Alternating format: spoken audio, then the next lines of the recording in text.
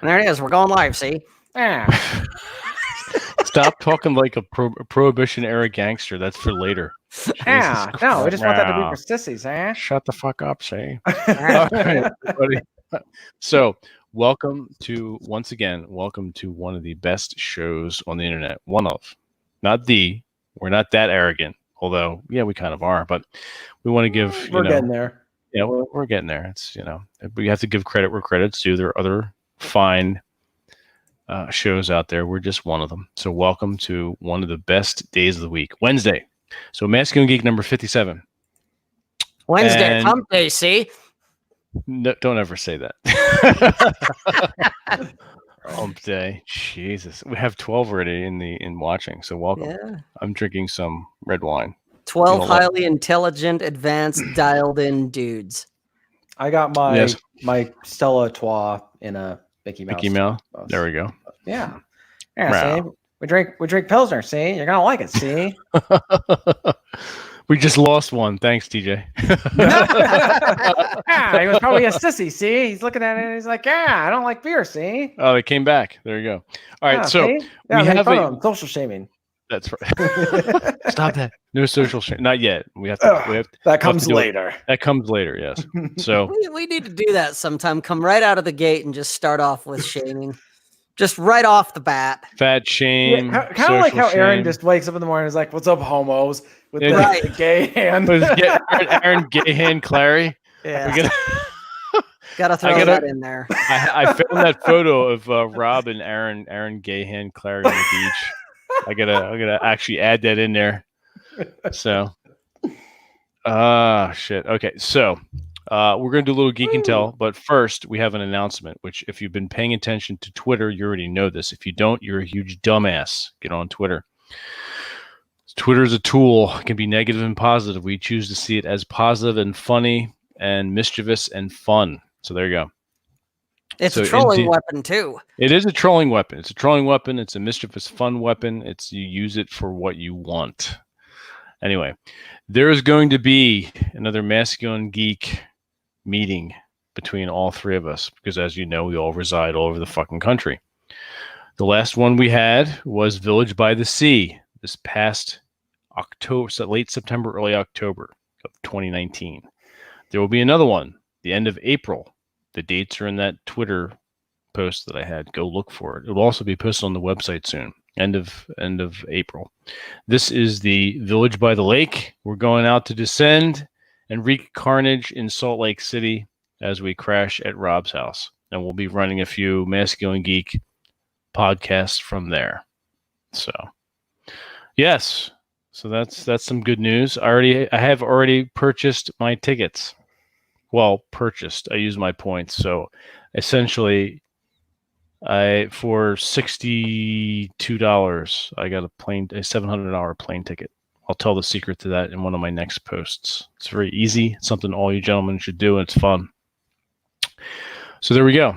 Aaron Clary would be envious of you because he would you're getting tickets at his price for the Chicken Express. Except actually, it's cheaper. You know what? I know I bust on Aaron about the Chicken Express. Not for nothing. And fundamentally, I do bust on Aaron for the Chicken Express because it's fun and he deserves it. But he is correct. That's a great way to fly. You don't need some fancy bullshit and sitting in first class with someone blowing smoke up your ass. I mean, if you want the drinks, whatever, fucking pay for them. So I did look on the website, but Salt Lake City is not one of the destinations they fly to. Right. So it's not one of their hubs. So indeed. Oh yeah, it's Southwest. Most round trip ticket anywhere between $500 and $700. It's a pain in the ass, and nobody fly. What happened to nonstop flights? Here's a quick story. Yeah. I was going to do that when I was going to Necronomicon last year. I was going to fly. I'm like, you know what? Hey, you know what? Do I want to drive? Maybe I'll fly this time, and I'll see. Sure, check out Southwest or whatever. There was no direct flight from New Jersey to fucking Providence, Rhode Island. It flew out to like Chicago and then back. Why am I going west and then back east? Fuck you, Southwest. No, I'm not doing that. It would turn like a 4.5 hour road trip into a 9 to 11 hour flight. What? Fucking stupid. So anyway, that's my rant. Yeah. But there's no direct flights anymore. Very rare anyway. So that is that. You know what's crazy is I was flying Southwest back when I was in college because I was on the east side of the state. And that was right during the Great Recession. But what happened is, and this is when gas prices went down to, no joke, $1.40. That's how low it got. Southwest had when it got down that low, Southwest bought up a huge reserve of fuel, so they could offer cheaper flights at the time. So I was getting flights for $40. Nice. Yeah, I mean, you can find good deal even in Southwest. You can find good deals. They just choose one couple time frames and one or two specific locations. But just flying in general is a pain in the ass. So yeah, I've heard JetBlue is pretty good. A friend of mine flies up from Florida. Well, they're good if, as long as the fucking plane takes off on time. The couple times I flew it, we had a 2-hour delay on the first one because something was going on with one of the wings or something, that it's like, oh, well, we might crash if we take off. That's not good. Whoops. And the next plane had some other mechanical issue because instead of a 2-hour delay, the whole flight got fucking canceled and we got held over in Vegas for a night and had to fly back the next morning. Did they do any kind of comp for you? Oh yeah, they comped the room and the tickets for the next flight and all that. And they actually comped the tickets because they couldn't get the fucking plane to go. So, well, they couldn't get out and push it. Yeah, no shit. So they put us on Delta. Okay, Delta's pretty big. I have a friend who's a pilot for Delta.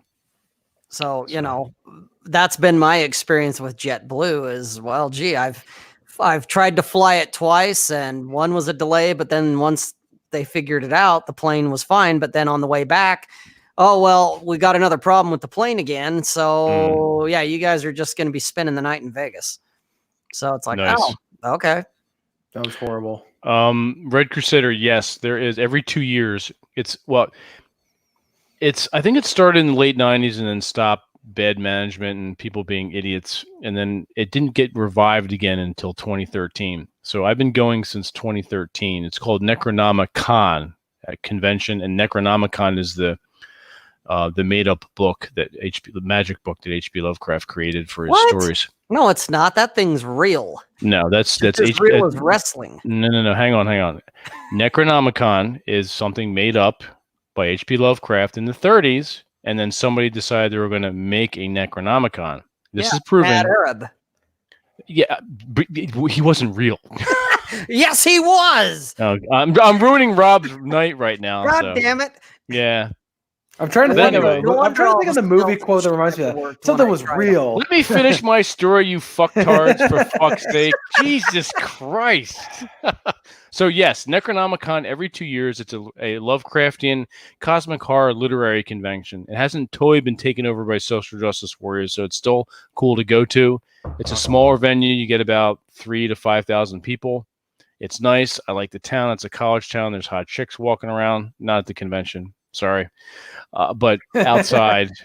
But it's just fun. You go eat, you drink. There's cigar bars. There's things to do. It's phenomenal. It's fantastic. So the next one's coming up in August. It's usually around H.P. Lovecraft's birthday in August, end of August. So that would be the next one's 2021. So yes, go to see that. Now we also have Geek and Tell. TJ, you want to go first? Yeah, I'll start out with I got some tobacco from World War I. See, it is shit. Here. Oh, nice. So this was made in World War I, and it was by a gent named the first Earl Baldwin. Why? I don't know. He probably just was like, I'm in the trenches, might as well make it count. Then I was traveling to see a buddy this weekend, and I was in a Barnes & Noble and saw this. Yeah, you showed me that. Yeah, that's really cool. I could not vinyl. I could not resist vinyl. Yeah, exactly. Do cool. not try to seduce me with your hip sorcery. Your pelvic sorcery. And then I got this as well. Yes, fantastic. That's beautiful. I'm sure that sounds really good. Yep. If you ever feel in a bad mood, you can play Guardians of the Galaxy, or you can play Frank Sinatra's "Fly Me to the Moon." Cool. Very cool. Chris, Mr. Von Erich, if you're a huge Reanimator fan, a friend of mine and a fellow writer, Peter Rawlik, Rawlik. Check out his work. He takes the Reanimator idea and runs with it as far as Cosmic Horror is concerned. It's very, very good. So, yes. Rob, do you have any geek and tell? Sure, I guess. Yeah. Anchor. Yes. It is a battery. Yeah. You can run a laptop on it. You can run your phone on it, which I'm currently doing because the battery in my phone is all but toast. And I found out this particular model of the phone, the battery, you can't take the battery out. And so you either have to take it in somewhere and have like a technician take the battery out, or you basically have to buy a new phone. Yeah. I did not know that when I bought the son of a bitch. And when the battery started going, I was like, what the hell? And so I'm looking, at the back thinking, okay, there's got to be a spot to change out the battery. Nope. So until I can scrounge up some coin to buy a new phone or get it fucking handled or whatever, this is my phone battery now. This is my boomstick. That's right. So there's my geek and tell. It's Anchor, Anker. Yeah, Find it on Amazon. I can vouch for that. I purchased one myself. And I've charged my laptop, my Chromebook, and my phone several times. I still have 4 bars. Yeah. And this is the first time I've charged it since I purchased it. And I purchased this 6 months ago. This is amazing. What? It's a great battery. This is amazing. Great battery. Yeah, because I got it not long, well, almost 6 months. I got it not long after Rob showed me when Village by the Sea. Yep, because I took mine with me to that just in case I was in an area that I needed to charge the phone up or the laptop and didn't have access to a power supply. That is crazy. It's fantastic. Crazy. It's mind-blowing. Yep, it's good stuff. Yeah, Mr. Von Erich, this is a very good book. Wait, which Put one? the link in the chat. Reanimators by Peter Rawlik. If you like cosmic horror and you like H.P. Lovecraft and that specifically Reanimators, he runs with that story. It's like an historical drama documentary kind of thing. It's kind of cool. Really good. Amazon link for that battery. Rob, I'm going to get one right here. I can find one for you. Yeah. Just about to type that in for him to say, hang on, I'll grab it. But now that you said it, I'll just say it. Yeah, hang on, I'll get it. Because it's worth the money. It's worth having. Oh, I completely vouch for that. It's got 2 USB ports on it, so you can charge 2 different things simultaneously. Let's see. Absolutely. There we go. Yeah. Oh, they're adorable. I was going to send you the Amazon link, see? If you don't click on it, you're a sissy, see? Oh, and we're not affiliates for it, so. No, we're not. Yeah, we're not getting paid to do this, see? So the new Color Out of Space, Drew, I just watched that. That was from a couple years ago. I think it was made over in Germany or something like that. That wasn't bad. That was really good. That was well done. It was not a huge budget, but they did a good job with it. It was pretty close to the book. At the Mountains of Madness, yes. What my favorite H.P. Lovecraft story would have to be The Shadow Out of Time and the Case of Charles Dexter Ward. Both of those will just fucking mess with your head. Especially The Shadow Out of Time. The ending, well, the whole thing will, but the ending, you like, fuck. Is it? Here's the thing. I'm wondering. I'm curious, Vince, because you like him so much. Do you think one of the reasons why, as a writer, he has such an impact is because of his name? Like H.P. Lovecraft, because think of the last name, Lovecraft, and he writes about horror. Probably. It's like when you find someone who has a cool name, you're like, they're going to be an actor or a writer. Right. It's just like it's from their name alone. It really is. It's like they fit into this predetermined. It's kind of like you hear the name Aaron Clare and you're like, he's going to be a 4-hour napper. And masturbator, yes. To masturbate into your Folgers coffee can. You missed my tweet, unless maybe you didn't like it because that's a little too it's a little too risque for you, TJ. I know you can't like those the kind of tweets. But No. and I do have Geek and Tell. It's over my right shoulder. This is my new my favorite thing right now is my Doc Savage poster from the cover of Doc Savage magazine. Got its start in 1933, I believe. And this is a birthday gift from TJ. So yeah, I had it framed and it's on the wall now. It's now on the official Den D&D wall. This is my den. So there we go. So it's if you have not checked out Doc Savage, written by Kenneth Robeson, which is a house name, although I guess there was 3, sometimes 4 authors that put their well, the main one, it was predominantly done by Lester Dent, but there was a few other ones that did a few, and you can see the difference in writing style. But the movie actually is campy but fun.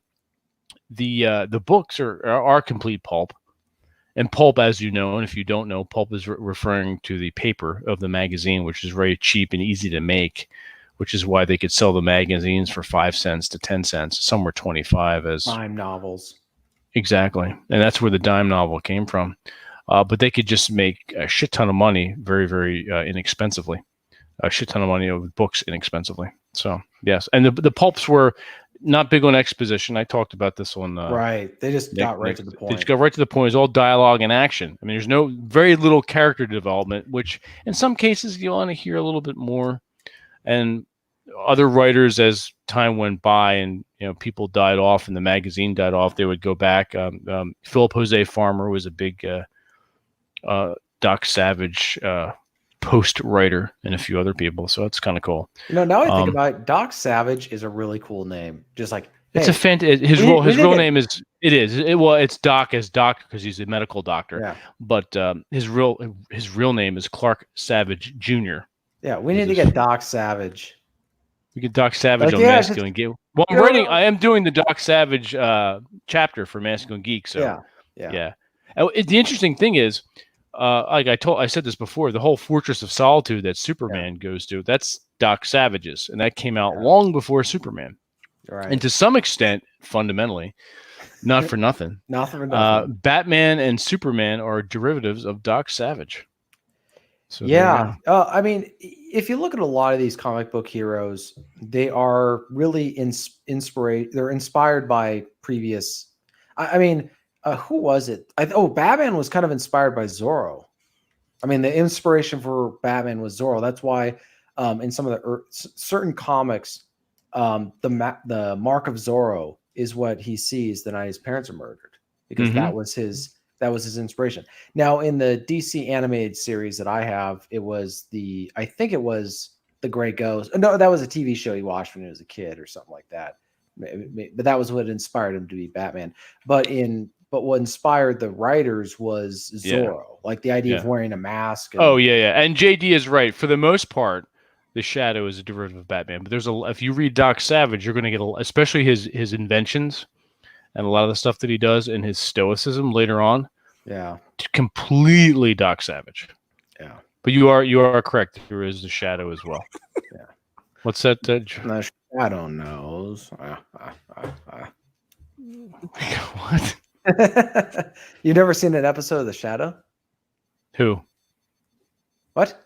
What are you talking about? Huh? He said The Shadow. Like who? What are you talking about? What about it? I've listened to The Shadow rating, and I've seen the movie and all, and I've read the pulps. Yeah. Okay, I made a reference to it, and you're like, "What?"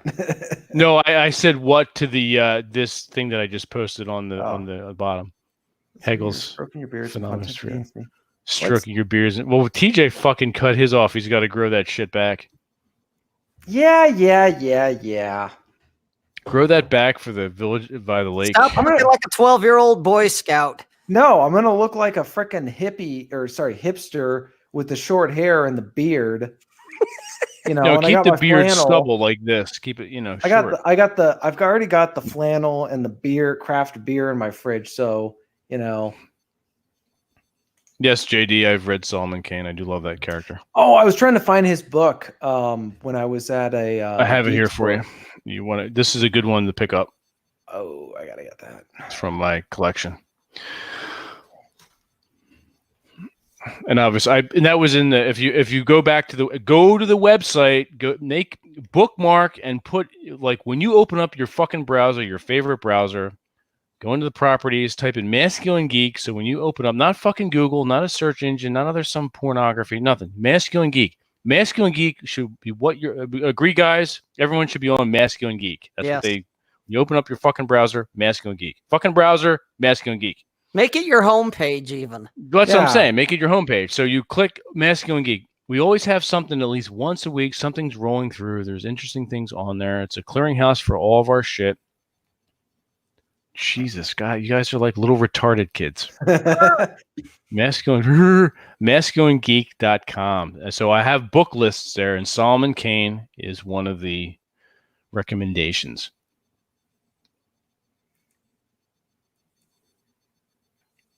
Not a browser. What's a brow? Oh my gosh, you sound like Aaron. I know, right? Having a boomer moment. Yes. Dude, I saw an OK Boomer shirt at a like t-shirt clothing store. It was pretty funny. Oh yeah, you showed us that. Yeah. Yeah. Oh my gosh. Oh my gosh, it's so funny. That's right, Ulu. That was that shit cracked me the fuck up. You guys listen to that with my. Don't say that. I had those guys, the nice guy biker Mormon kids show up recently. There you go. We do not have. We don't. Sometimes we just want to do this. We don't want to have guests. Yeah. I mean, we may invite some people in. We may not. We'll see. Modern Life John may be joining us. We'll see. Wake his ass up.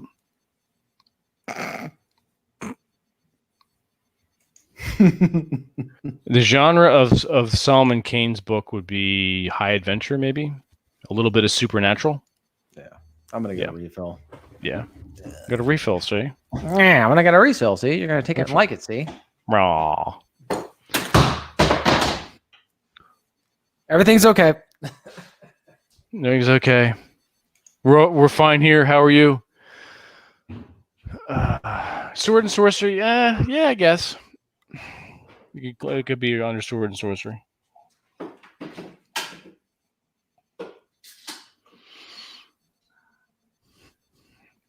Two-minute video of the blonde. Oh, is that where you had that blonde looking over her shoulder or something? Yeah, it's the one that what can happen in 2 minutes.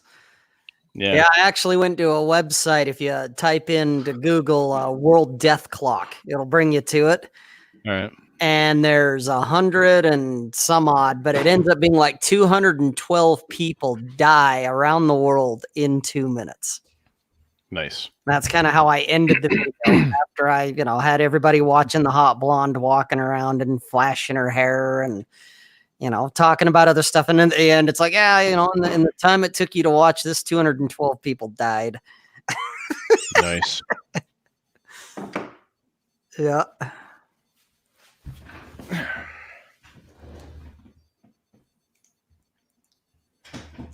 Well, let's see what else the chat. What I miss? Oh, we just gave away the secrets to getting the girls. You missed out on that. I already discovered Motorcycle that. story time. I already discovered that riding secret years season's coming ago. up. Yeah. Yeah. Well, Motorcycle it season. never ended for me.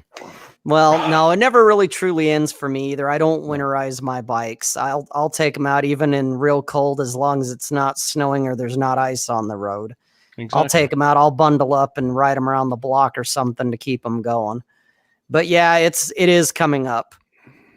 So as far as official season, when all of the wannabes will get out. Yeah. Oh my gosh. I think I'm going to buy that Kawasaki Vulcan You should do it. either this weekend or next weekend. Yeah, this week I have to fucking ride that shit back. It's gonna be, of course, the weekend I want to buy it. It's going to be 37 degrees. Of So course. it's either bundle up and throw in some heaters or wait till the next Unstuck. That's unstuck. Christ.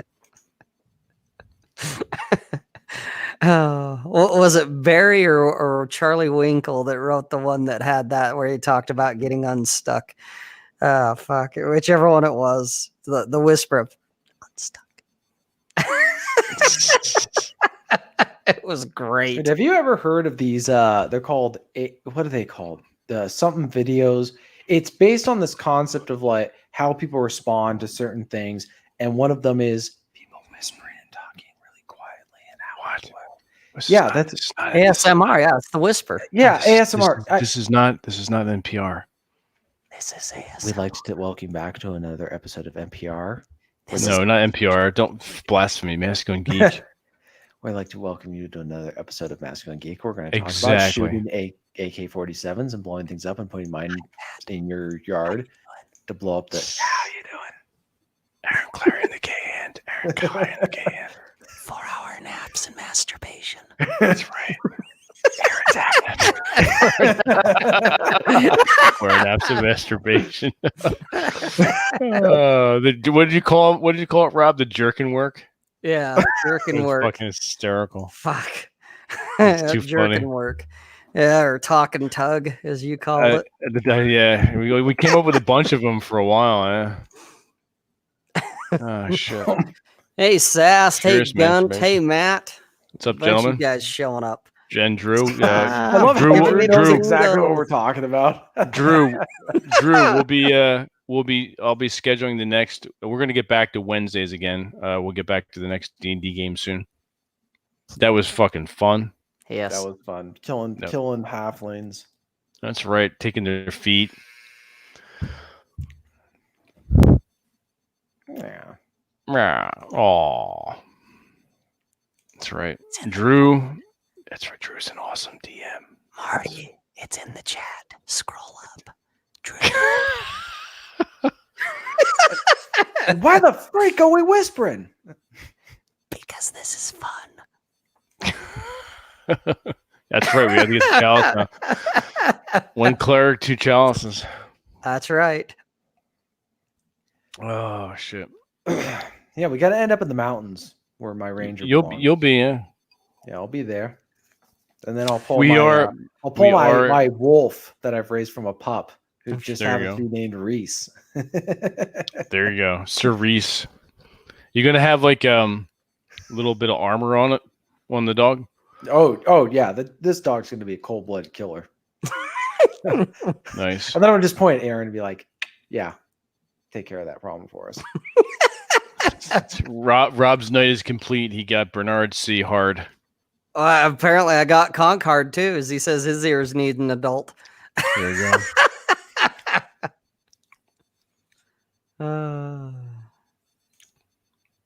This got any gayer, it'd be the Clary podcast. Aaron Gayhan Clary. Hi, this is Aaron Clary. Sign up for STEM. Join the military. Get the military. Get a trade. Go to a trade. Be an You gotta deal with those fucking feminists. Be an electrician. Be an electrician. I so hope he listens to this later. GDP. Make sure you contribute to the GDP. Oh my god. This is getting ridiculous right now. This is really awkward. Jesus Christ. This is what's devolved to. That's or evolved to. So, jokingly, all seriousness aside,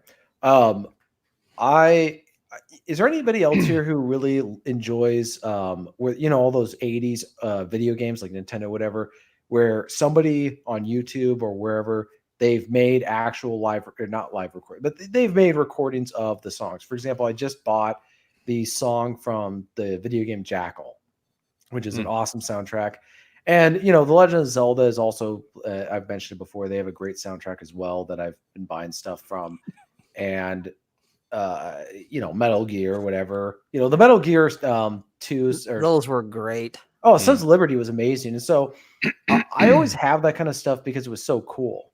And I was curious if anybody else is really into that type of, You know, anything from the 80s, we've mentioned this before, but it bears repeating. The 80s was such a great decade. Looking back at the comments.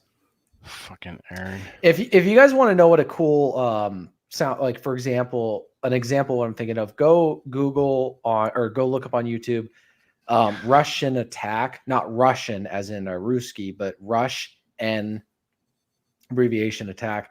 And Oh then yeah.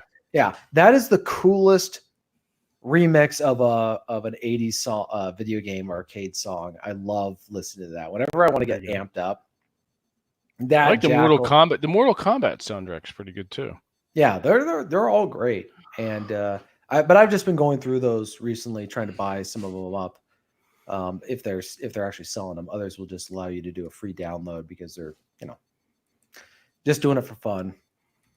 But that's what I like about YouTube is this is the kind of the beauty of the internet, aside from its ugliness, is whatever you are interested in, somebody out there is more obsessed with it than you'll ever be. Yep. Right. That's what I actually kind of like, is that there's always a single subject matter expert on anything. If you want to go, for example, if you're obsessed with Contra for NES, there's somebody out there who's more obsessed with it than you are. If you're interested in the Metal Gear series, there's somebody who has all the games. They've played them all. They know everything about them. That's their identity. That's part of what they are, right? That's their subject. That's their gender identity. I wouldn't say gender. I wouldn't say gender identity, but more of like, if I was a writer trying to understand it more, like that's the guy to talk to, right? You talk to them about it, and so I think that's kind of as much as it's weird. Like there's a lot of guys on YouTube who are weird, without question, but somebody's got to somebody's got to do it. Like someone's got to do it. Well, it kind of reminds me, if you ever seen the movie Camelot, which is with Richard Harris, the musical. Anybody watch that? The musical of what? Camelot, the musical with Richard Harris and Vanessa Redgrave. No. Okay, never mind. I won't reference it. All right, good. Camelot. I'm not a huge musical. I mean, they're okay. I mean, I realized that was America's answer to opera, but I'm not a huge musical fan. I wasn't a huge musical fan either, but I grew up on them because of my familial profession. Your mom sat you down and made you watch them?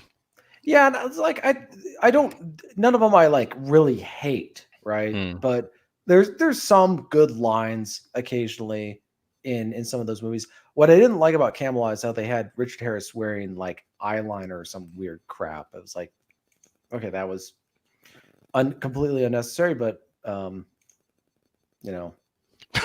Marty. Yeah. And someone would say the same about opera and all this other geek stuff. It's but I know guys who are into some musicals where it's like, yeah, dude, seriously, no.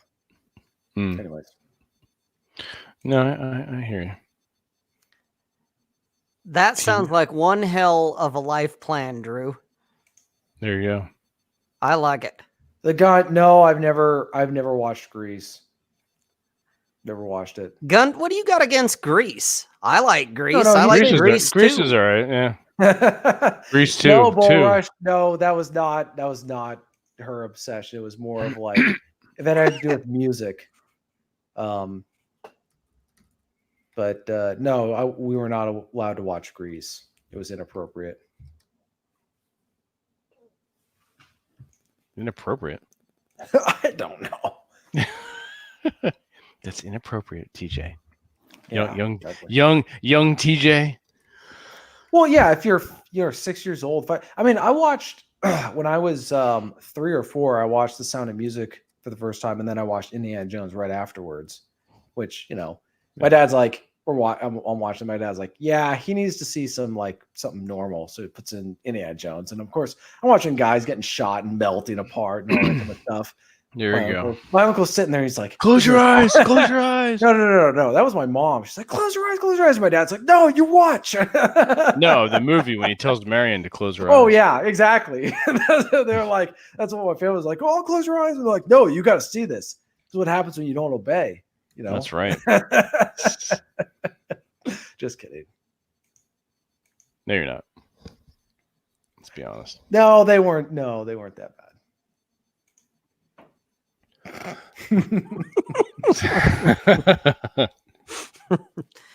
Well, especially since he's saying Grease 2 is blasphemy. It's like, no, it's not. Not really, because that's motorcycles. That's true. That is true. And it had a young Michelle Pfeiffer, who's about as Asian looking as you can get without being Asian. She's got them cat eyes, man. Woof. Whoa. Well, she did play Catwoman. Yes, she did. She was the best Catwoman. As far as I'm concerned, out of all of them, she was better than the original gal back in the day. Well, Eartha Kitt. Yeah. Not that she wasn't good. She was good, but fucking Michelle Pfeiffer knocked it out of the park. That's true. Yeah. Hey, Freddie Mercury rode motorcycles too. Yeah, conk. And what are you insinuating?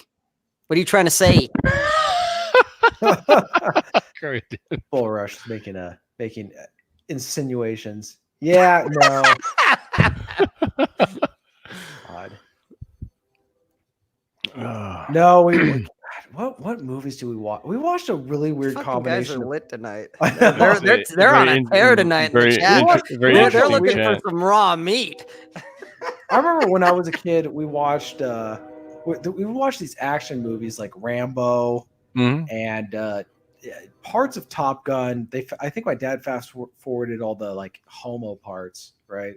Like the volleyball thing. It's like, we're not watching this part, you know. Jesus. That's funny. What's your favorite 80s movie? TJ, what's your favorite 80s movie? Dude, All right, hey, pick three. Pick three. Gosh. They could be all action.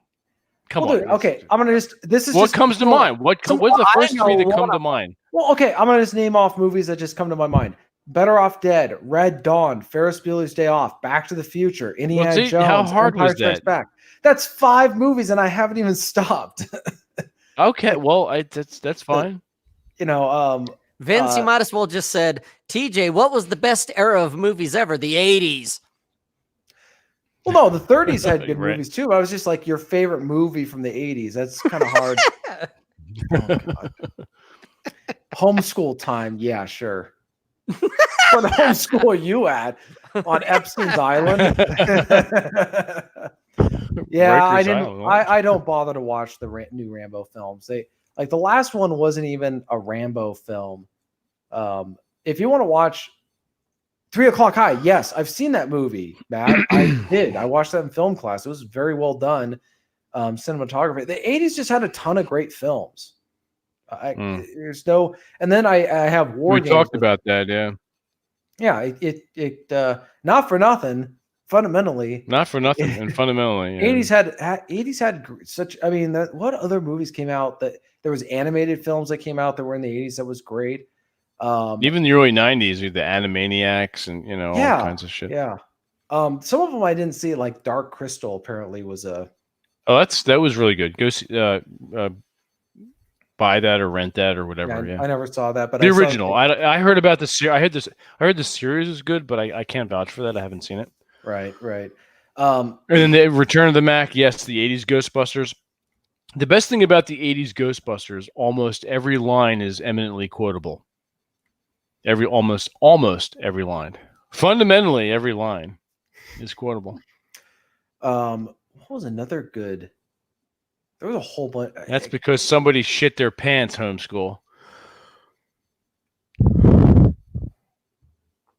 Right.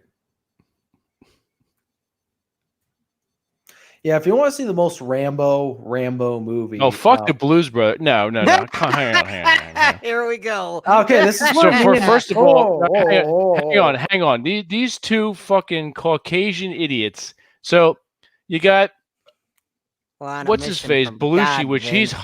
highly overrated. Sorry. We're on a Belushi. mission Fuck from Belushi. God, Vince. You're on a mission from God. Fuck, fuck both of you. Fuck Belushi and fuck Aykroyd. The only thing he was Let's good in trigger was everybody. We'll start off with the fuck. Blues Brothers for Vince, and then we'll talk about Legacy for me. There you go. So Dan Aykroyd, obviously the Ghostbusters, even the second one, and Trading Places. That Not was it. looking He's good. done. He's fucking done. And James Belushi, maybe 1941 because he didn't say much. He was No, flying John- that plane. Hey, First of all, smoking Aykroyd John- did cigar. okay John in Doctor Belushi. Detroit too. John John Belushi. Belushi. Well, yeah, John Belushi, whatever. John, Jack Flack. Who the fuck cares? They're both of them in Blues. Fuck the Blues Brothers. Fuck the Blues Brothers. How do you really feel about Don't it? you Vince? don't you You're being kind of blaspheme in here? vague. Don't you blaspheme in here? Fuck the Blues Brothers. Fuck. Hey, you got to learn not to talk to nuns like that. Fucking piece of shit. Piece of shit. Piece of shit Why do movie. you say that? It just rubs me the wrong way. It's just one of the, you ever meet somebody like you don't know why No. you're like this person's a fucking dipshit. Yeah, I don't know thought- why When I think of they're that, a dipshit. I think of Matt Damon and George Clooney. I don't think of John. Well, there you go. Belushi. See, you know exactly what I'm talking about. Exactly. But what I'm no, talking but about. I So know I don't know what you're talking about. If you said, dude, I hated Born Identity because I hate Matt Damon because he just looks like a punchable face, I'd be like, yeah, I totally get you. But saying John Belushi and Dan Aykroyd aren't hilarious in the Blues Brothers. No, I they're do not hilarious. fall. Anyone else would have been hilarious in that movie. I'm sorry. Anyone else would have been hilarious in that How movie. is Fucking John Belushi and Aykroyd. How is it not hilarious when they're in the There's old nothing funny about John Belushi. Nothing. Nothing. Nothing. Nothing. I totally End of story. End of story. No. No, there's nothing. disagree. End of story. So there you go. The caddy. Where's the caddy? The Bluesmobile. No. I traded it. You traded it for this? No, for a microphone. A microphone? Okay, I can see that. Where's the mute button? There you go. Jerk. Animal House was good, but not because of Belushi. So.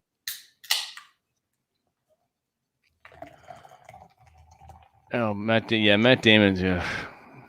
Yeah, Damon.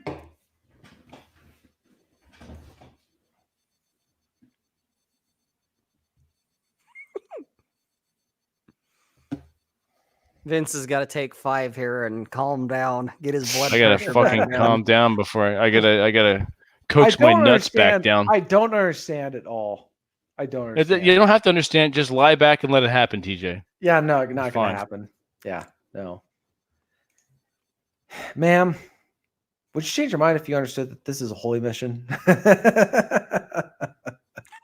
You didn't punch Aykroyd in the face Hey, for doing the Blues two Brothers. whole- What the two fuck? whole- Next whole time, man, next time Aykroyd's nearby, let me know. I will Hey. take time off, fly out, and put my foot up his ass. 4 whole fried chickens and a Coke and some dry white toast. Dude, having Cab Calloway sing Minnie the Moocher. That's funny. That would have been preferable to watching the Blues Brothers. No, So let's put it that way. you're telling me Cab Calloway Vince's singing Minnie bathroom. the Moocher. It's was got not Dan great. Aykroyd in the Blues Brother outfit hanging on the wall. No. What I do is I have a Blues Brothers towel and I piss on it. It's toilet paper. I have Blues Brothers toilet paper. Oh shit! Vince, I have a psychiatrist you might want to go see. Matt, you're out in Lancaster, and Aykroyd's out there. I'm driving out there and putting a foot up his ass. Let him know. I didn't know that they had electricity in that county. Pennsylvania, yeah. Alien, yes, Alien was a good movie, and so was Alien. The second one, actually, I would say the second one was better than the first one. Aliens. Oh God. Spaceballs, the top. Yeah, exactly. Spaceballs, the comic book. Spaceballs, the flamethrower. There you go. Merchandising, where the real money from the movie is made. Indeed, well, that's true. That's another thing with cartoons. back in the 80s and 90s, if you didn't have a toy line to go with the cartoon, your cartoon was sunk. That's what happened to Robotech with the Sentinels. Oh, interesting. They made a couple episodes of Sentinels, but there was no interest in the toy line. There was no market for it, Right. and Sentinels took a shit. Combing the desert, we ain't found shit. What the heck am I looking at now, sir? Everything you're looking at is now. Go back to then. I can't. We just missed that. We're at now. Go back to then. When? I can't. When? Then? Now. I can't. Now. Why? We passed it when? Just now. Just When now. will then be now? Soon. It's like Abbott and Costello, who's on first. Did I so I did Who's on First with a buddy of mine back when I was a kid. I did it for Jay Buhner, who the year that the Mariners won 115 games. If you guys know who Jay Buhner was, he was part of like the modern day murderers row for the Mariners. They had I can't remember who else they had, but if you don't know Seattle Mariners history, you're not going to know what I'm talking about. Go look up Jay Buhner. His kids went to my school. I did Who's on First for him. He signed a bunch of stuff for me. He said he loved it. Like, it was a great moment in my kid life. Okay. The coronavirus only affects you if you drink Corona, and I'm drinking something else. And Rob is drinking Coors Light. Coors Light, get off my ass. What are you drinking now, boy? Well, actually, Soda. this is Pepsi Zero right now. You got any rum in there? Nope, no rum. Aaron drank it all. Yeah, that fucker. I was joking. What the fuck else is new? I was I was joking with a buddy of mine. I was like, you know what happened with this virus? Budweiser got together with Coors and said, we need to stop all this bickering. We need to go after Corona by creating a virus. And we're going to name it after that beer. And when the sales plummet, they're all going to come over to us, one of us, and then we profit, right? And so the Corona executives right now are just thinking, okay, how in the name of God do we get a virus named after Budweiser? Seriously. It's kind of like, why are there 8 hot dogs but 12 hot dog buns? Good Right? question. Like, explain that to me. You know, you have to buy superfluous buns in order to buy enough for your hot dog, right? Yeah. Did you ever see that Animaniacs? We've postponed it till next year, but not because of the coronavirus. So, but there'll be other trips. We may even do another Village by the Sea in October. We'll see. Yeah, I just kind of like being by the water. Yeah. And not having to travel far. And then Rob and TJ can once again stay with me, and then obviously Village by the Sea. So that was really fun. It was a good time. So Beyond the sea. I got to be careful drinking my drink while watching the chat. I might start spitting shit up here. yeah. Right. No, I'm not smoking. I was chatting with the guys before the show. I came home after hanging out at a buddy's house that was spick and span, and then I came home to my house, which was disheveled. So I spent the whole freaking weekend cleaning it up. Now it smells and looks great. So no pipe smoking, or we never smoked weed. So gotcha. Oh my God. You can, but I thought what? What? Oh, the ticker? The ticker? Yeah. I thought you didn't mind the pipe smoking, the odor in your house. It's not a huge problem. Like, the smell goes away. It's kind of amazing. It doesn't last very long. Like, if you I have some scent stuff that makes it go away pretty easily. But I don't know. I'm just I don't know. I'm trying something else different, trying something new.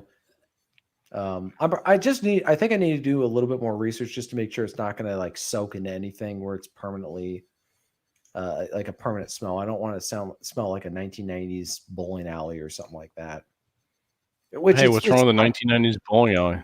Dude, they smelled like cigarette. Like, it was like you guys probably never. This is your buddy's place? No. I went over to my buddy's place, and it was just really clean. And it's a nice house. It's a new house. Oh, so basically, he passively aggressively shamed you. No, he's also married, so like the couple, they keep the house pretty clean. The garage is where the mess is at because he works on cars. But I like my house was just also in a pigsty at the moment. So that's I was telling Rob and Vince, I got rid of the TV stand that I have, the 1990s one, and I got rid of the box TV and all that other stuff, and I'm getting a big fat flat screen and kind of upgrading my living room space to kind of reflect maybe the early 2000s, if I might permit it, if it pleases the crown. Jesus. And then I might get around to playing some of the video games that came out 14 years ago. Have you been playing video games recently? Yeah, I've been playing Majora's Just Mask. like here and there. Yeah, Okay. I just don't have a lot of time, and frankly, some of the video games I play stress me out. Because just it's funny. Aaron plays video games to calm down. I play them. I'm like just freaking out. But it's also He likes Red Dead Redemption, doesn't he? That's what my buddy was we were going to play. Oh, speaking of which, I completely forgot to talk about this. We watched an anime film that was hand-drawn animation called Redline. That is the most intense movie I've ever watched in my life. That is like being on a roller coaster ride where you're going down the entire time, and then it ends. Oh, So it sounds like a porno. Rah. See? It's more like an anime movie. See, where and the reason why is because the emotional, oh god, the emotional energy, the Global homo seizure. God help us. Just the characters are so intense. Everybody's intense in this film. Redline. Atham, look that up.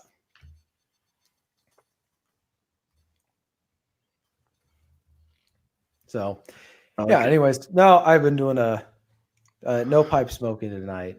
I just need to make sure it's not going to be a huge issue. Cool. Yeah. Well, fortunately, when we go out to visit Rob, we can smoke cigars or pipes in his place. Yep. You can smoke them both in my place. I don't care. There you go.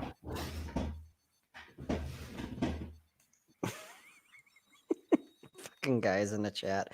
Hey guys, we'll do the public service announcement. Hit the like button if you haven't already, because I saw Red was trying to rally the troops here. So let's have a looky.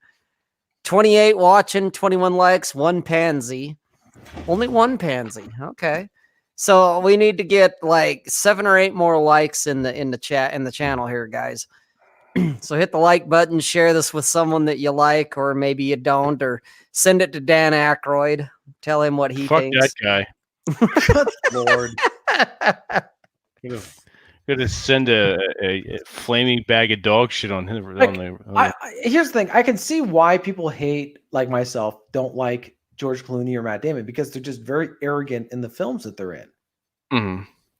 Dan Aykroyd is not arrogant in the films he's in. And you also like Ghostbusters. Who fucking cares? Well, no, I like him in Ghostbusters. It's fine. I just don't like him in anything else. Something about him rubs me the wrong way. Hopefully he doesn't rub you anyway. Well, yeah. Clearly, I don't want him touching me. Don't touch me. Ocean's 11 was good. The original was very good. Thank you. Yes. That's perfect. Aykroyd and Belushi are smarmy fucks. They really are. It's like they're like the quintessential nice guy, where they've got this like smarminess on the surface, and like they've got like some evilness going back on at their house. It's just so fuck those two. Belushi, you're dead. Fuck you. And Dan, you're fat. So fuck you.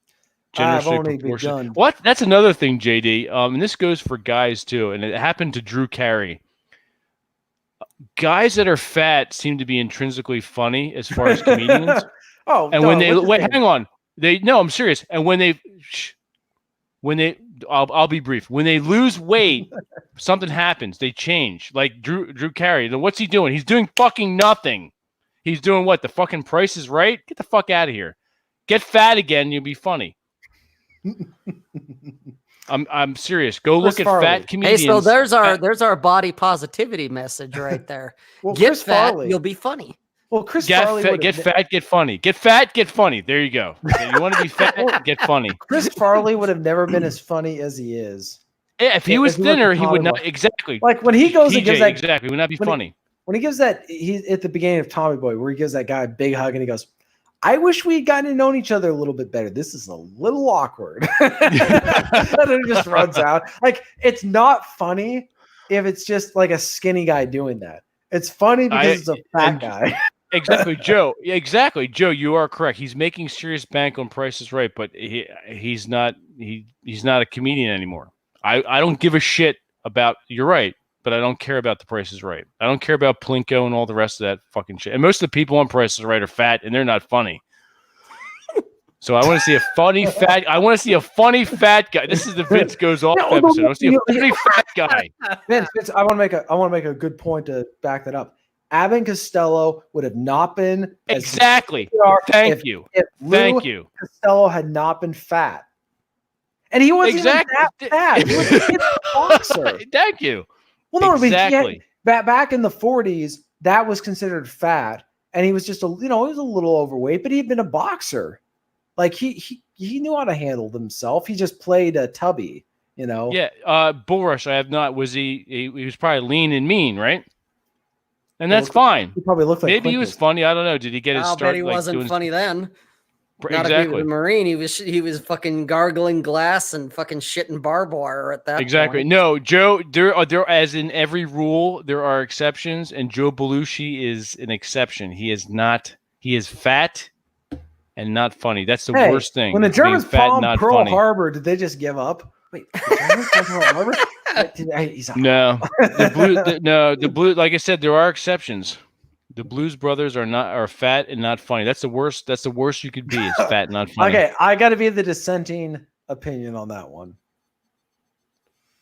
I have the Blues Brothers soundtrack, so of course you do. You need to play it, DJ. You need to play it. All right, it's called. I'll get my harmonica. It's nice being the king. Mute.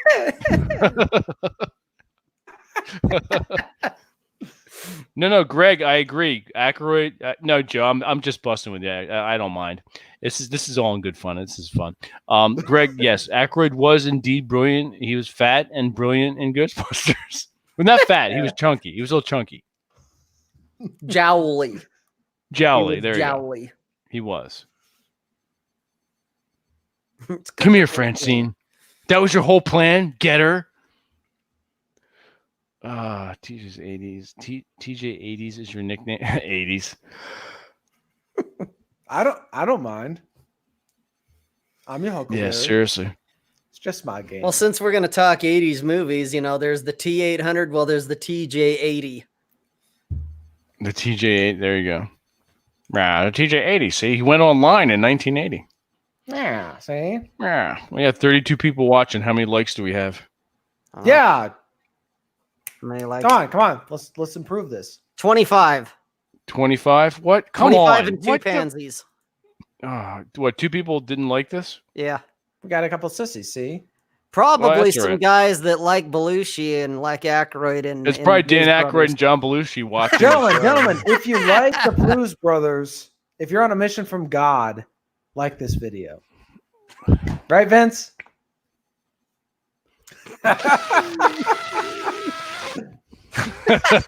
Wait, TJ, you can't hear it? Let me turn it up for you.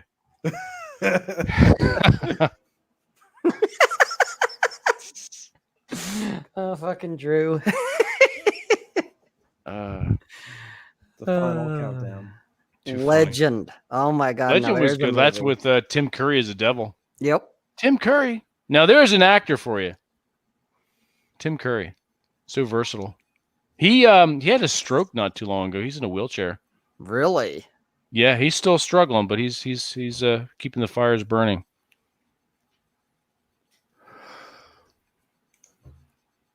Yes, the show can be derailed. Right. We found the Achilles heel of the Masculine Geek show. Fucking Blues Brothers. All right, just to show that I'm just to show that I'm a sport. Just to show that I'm a sport. One day we can show some clips from the Blues Brothers, and you can see proof that movie sucked balls. It's a shame Chesty isn't here because he would back Rule Zero Dad. He would back me up on that. Whoop-de-doo, Basil.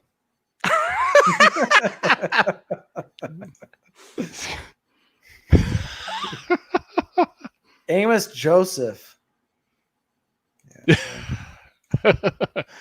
He actually came on the New Year's Eve show. I don't know if you guys were still. Maybe you may have bailed out, TJ. I think Rob may have still. Yeah, I had to go on a hike early in the morning.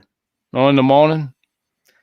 Early in the morning. Dun, dun, dun, dun, dun, dun, dun. All right, there you go. Yeah, Legend is very good. So yes, Rob, what is your legacy? What is my legacy? Fucking legacy. Your legacy. It's my legacy. My legacy is going to be my goddamn 2-minute videos on YouTube. There you go. That's right. What? I'm flying out to Orlando and slap them upside the fucking head.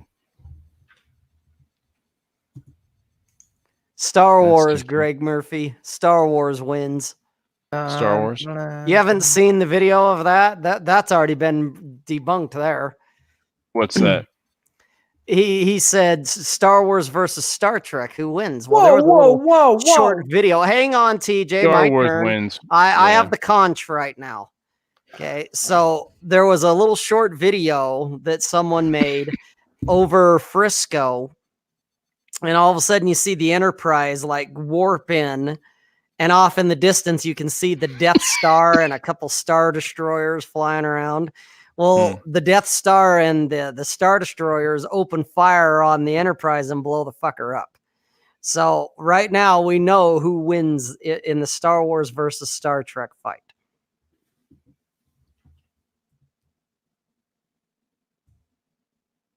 Are you there, TJ? Yeah, I'm there. Okay. I was wondering if Vince put us on mute and then walked away. That's something Vince would do. I could see him doing that. Giggling to himself. It's good to be the king. Mr. Doc Savage. Mm-hmm. Speaking of Star Wars. MG meetup dressed like the Blues Brothers. Nick, you so should. Fucking hat and the jacket and the glasses. You so should. We got a couple of customers who look like Hasidic diners. Say what? They look like they're from the CIA or something. What they want? The first one wanted 4 whole fried chickens and a Coke. Elwood. The other one wanted toast with nothing on it. Oh, it's Jake, the Blues Brothers. Oh, man. These guys. Red, if you're thinking, what bull rush? I'll kick Dan Aykroyd's fucking fat ass. Like I said, this is the Blues Brother meltdown episode. Mm-hmm. The new Star Trek Picard is some mediocre bullshit right now. I heard that was they really fucked up with the Picard character. Well, is it what's his name? Is it Patrick Stewart or they got someone Patrick else? Stewart? No, Patrick Stewart. As far as like his Planet? character not really taking action, just kind of reacting to everything. Oh. Yeah, I haven't bothered. No, guys, I'm having fun being angry at the Blues Brothers. It's fun to be like righteously angry at something, just and not really being too serious about it. So Unlike it's Aaron, it's good for the soul. It's good for your spirit, and it's quite fun. And you guys are getting a nice reaction to it. So lick some balls. Just not Vince's. No, don't lick my balls. I have other nice female companions to do that for me. Vince is seeing red. Oh my god. That's too funny. You heathen. You heathen. What about Star Trek? No, about the Blues Brothers. What is Yeah, this? fuck the Blues Brothers. Oh my gosh. Say it with me, TJ. I am fighting a the guerrilla Blues campaign. Brothers. And I'm fighting an insurgency campaign. I'm gonna dress up like the Blues Brothers one of these episodes. There you go. I'll just dump you right the fuck out.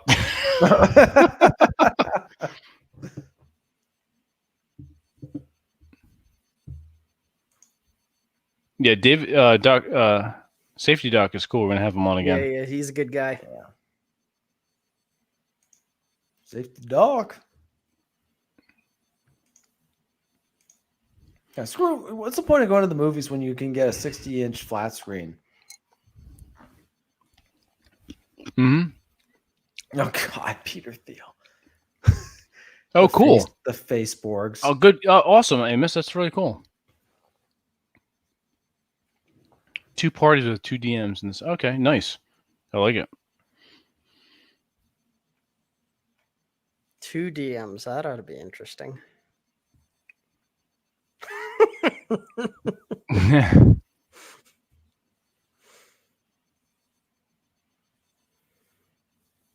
Man. Not only that stupid Dan Aykroyd. Well, it's not that stupid. That vodka that Aykroyd has with the skull. I guess that's kind of cool. I'll give him that. Deny. Yeah, I'll give him that. It's got a cool skull.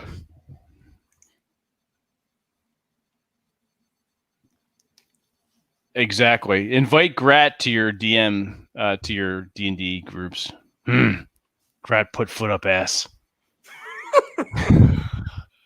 I like playing Grat. I've never played a fighter before. I've always been a DM.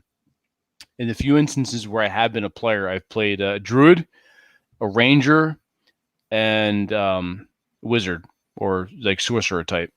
Never a fighter. So this is kind of cool. I know I played a monk too. So this is kind of cool for me. It is good to see good D&D players out there that aren't political, social justice warrior fucking retards that just kind of bring the game down. Political pudwax. Political pudwax, yeah. Greg, no, I am not. It's not that I'm not a fan. I prefer Star Wars over Star Trek. Star Trek is cool. That whole thing in the beginning with Ulu, that's an inside joke from Safety Doc. So I just kind of ran with him. It's just kind of fun.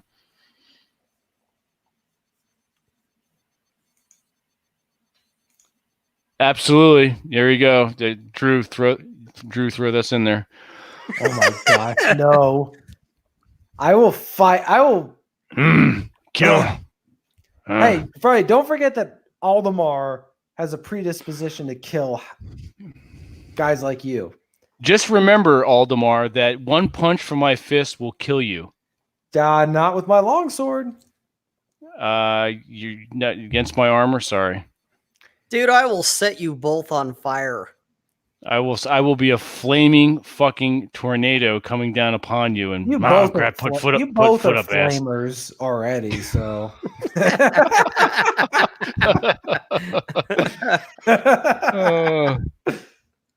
that one was just handed. I'm sorry, it was like handed to me like a birthday cake, you know. There you go. No, Grat's fun to play. We have a good team. You guys should, if you haven't checked it out, go back and watch the replays, and then keep an eye out on the Twitter when we announce what we're going to play next. It's like Lord of the Rings for cynics. Lord of the Rings for not really. I can't imagine. It's more like Lord of the Rings for misanthropes. I can't imagine Clary's in there. Led in the Lord of the Rings films. He'd been like, seriously, is this not the ending already? You know? Well, that's the best part about D&D. Can we just get to the freaking Mount Doom already? Well, you absolutely can have it. There, like this campaign that Drew's running, there will be an end. There's an end goal is to figure out the chalices and return them. Or die trying. Don't tempt me, homeschool. I've got enough writing projects right now on my table, but maybe I'll indulge you guys and write an anti-Blues Brothers. I'm not going to sing it, but maybe I'll read it. I will sing the Blues Brothers songs. All right, here you do. I will write the anti-Blues Brothers poem, and TJ can sing it. No, I'm not going to sing your poem. All right, well, Rob will sing it because he's got my back. I'll do kind of like what I did for Barry with his MGTOW sex doll lover meme that he did. There you go. That was pretty cool. Yeah. I haven't seen him lately on Twitter. Did he take a break? No, I think he's like you and me and TJ. I think he's got a day job, and so he's not on during like the week because gotcha. He's got to work or something. That's what I think. And he has a life outside of Twitter, basically. What? Yeah, right. Unheard of.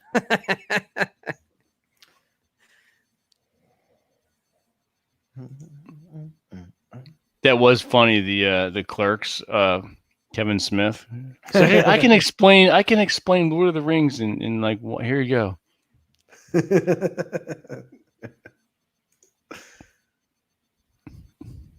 Did you guys ever watch the Star Wars fan movie or whatever it was called? Fanboys or something like that? I heard of it, but I haven't seen it. No. There was a couple of good scenes, but it was kind of it was okay. But there's the one scene where they're arguing over whether Boba Fett is this badass, right? And then they were arguing over like the whole awkward like Leia Luke thing, which, knowing what some of us know about George Lucas and Steven Spielberg doesn't surprise us one bit. Drew, check your DMs on Twitter.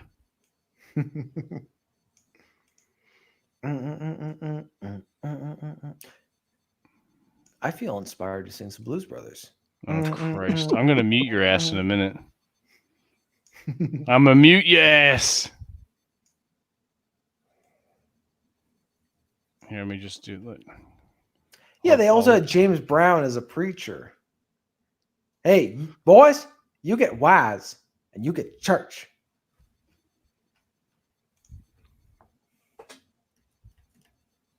Whoa, what the fuck?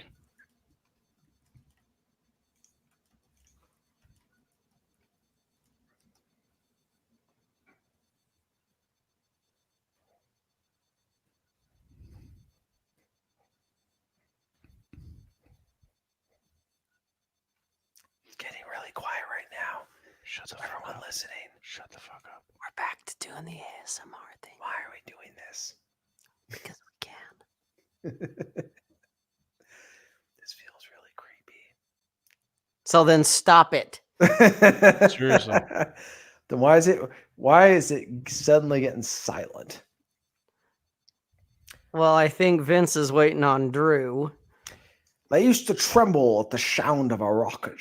Now they shall tremble again at the sound of a silence.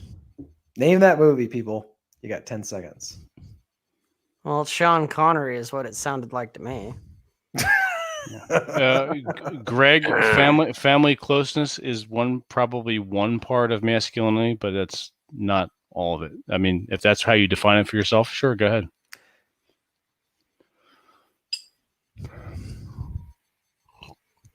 Okay, Mac. There's your grunt. Guys, seriously, it's been 10 seconds. You can't name that movie? The hell? What movie are you talking about? I quoted a movie. You quoted Last Crusade. No, I did not quote Last Crusade. No, I'm saying Greg Murphy said something about Last Crusade. Nope, didn't happen. I don't even know what the fuck you're talking about, TJ. I quoted a movie. Rob heard me. I heard something that sounded like Sean Connery. Rob heard wah wah wah wah wah. Go ahead, hit it with us again. because we were talking about the silence that was going on. I said, Oh, okay. the world trembled at the sound of our rockets, only they shall tremble again at the sound of our silence. Oh, isn't that what do you call it, with the submarine and shit? Hunt for Yeah, Red that's- October. That is October. exactly the name of the movie, The Submarine and The Shit. submarine and shit. Drew, this everyone, all 25 of you watching this. That is exactly the This- name of the movie. The This is Submarine. Got to mute your speakers there, Drew. yeah. We're getting some feedback. Oh my god, you're totally bringing us down. Drew's like crap. I still had the YouTube. Oh, okay, gotcha. Yeah. So yeah, this is Drew Bay, and he is our DM for our ongoing campaign, the Masculine Geek campaign, D&D campaign, and he is one awesome DM. Oh, thank you. Yeah, Appreciate absolutely. it. So how's everything going with you, sir? Awesome players. Well, thank you. Great, actually. Just finishing a book and about to start on another, and actually getting some work done for a change. Awesome, fantastic.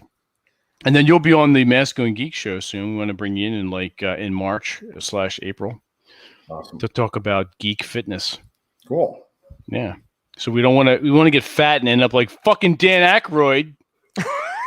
Dude, speaking of fat, Vince and I have listened to Quintus Curtius's latest podcast. Oh my god! Did you? I go back and I replay that. I want that to be like a ringtone. You go out to the mall. You go out to the library. You go out to the People mall. are You go out fat. to wherever, He's and no these young excuse for this. and these young kids are walking around fucking fat. There's no reason for this. It's his, the last two. Oh, Dude, it fantastic. He went off. That man. I was like, who pissed that dude off? David Paradin and I just talked about this exact same thing. I think I know who Greg Murphy is. I'm going to have to boot your ass in a minute. I'm going to put you in timeout in a moment. He's blaspheming on Drew. I have a feeling I know who this is, and if I find out who you are, I will definitely put a metaphorical foot up your ass. Never heard of him. No idea. That's all right. Maybe he's a one-eyed halfling, and he's upset over our portrayal of you guys. It's possible, yeah. Oh shit. Here we go again on my own. Sing it to you. So you could do the poem that I write for the anti-Blues Brothers. So there, Drew, are you a Blues Brothers fan? No. Thank you. Thank you. Why he's not cutting him off? 80s metal and death metal. Nice. Just hard, like what's in, like most recently, past couple things I've listened to today, Lamb of God, Amon Amarth. Ooh, good choice. Jesus, what else? I don't know, Slayer. I'm trying to think what else I listened to today. What do I have in my playlist recently? Ailstorm. I don't know if you guys are familiar with them. Yep. What else do we have? Some Ghost, a little bit different. Overkill. Oh yeah. Skullmold. Tear. So that sort of thing. Well, I listen to a lot of different stuff. But mostly metal. No Blues Brothers though. In fact, I've never actually watched the movie. I've seen pieces of it when it's been on TV, and I happen to go through that channel, but I've never actually seen the movie. So I hear the things that and the references, and the only reason I even know that it's from the movie is because I've heard people refer to it being from that, but I haven't even seen it. That movie is hilarious. Whatever Vince says is blasphemy. Blasphemy. Blasphemy. Well, I'll have to watch it and make up my mind. I've never seen it. I've never actually sat down and watched the movie. You're not. You have to make You're one not of the missing NPC characters in D&D, like Jake or Elwood. Well, that's the thing. If I haven't watched the movie, I would not be able to accurately. Right. You watch the movie and then you're like, yeah, there's these characters and they're on a mission from God to help out us at our time of need. particularly if Vince were to happen to be wounded, right? And they show up and like, we're on a mission from God to heal you, and then Vince would have to accept their help, and but then Maybe. he would turn around and murder them. yeah, and then he'd die because he's dying, because that's how the You do have Silric to heal people, though. but That I is would take true. him aside and say, Grodd has to learn a little humility. You know what I mean?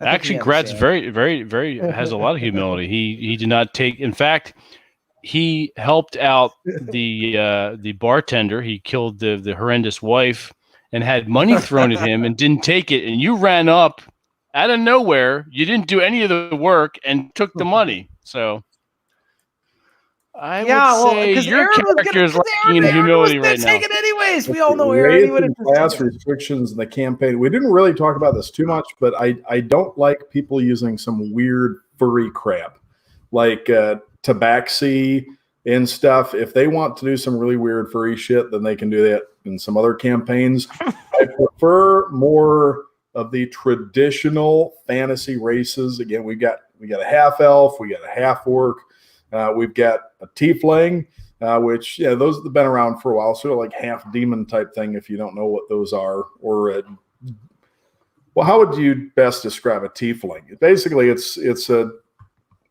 humanoid that has demonic blood, and so it has demonic characteristics.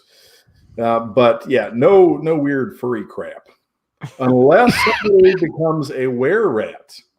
And I don't want to spoil anything for anybody that hasn't seen the third thing yet, but they did encounter some I already said were-rats. That's all I'm going to say. But yeah, no furries.